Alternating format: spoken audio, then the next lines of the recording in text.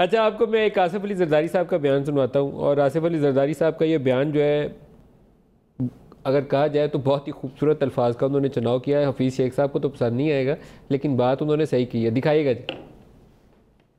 में 24,000 अरब रुपया कर्जा चढ़ाया है, उनसे जब जवाब तलब करते हैं वो कहते हैं इंतकामी कार्रवाई हो गई। हजारों करोड़ों खावे तो पकड़े ना हफीज शेख को हमारे साथ, तो डाले जेल में, बताएं कि किधर है हजारों करोड़ों।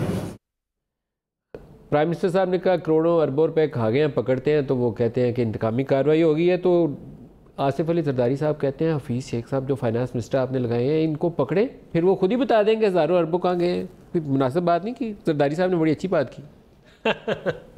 जेल में डाले, कहते हैं उनको, यही लफ्ज़ है जी, उनको पकड़ के डाले।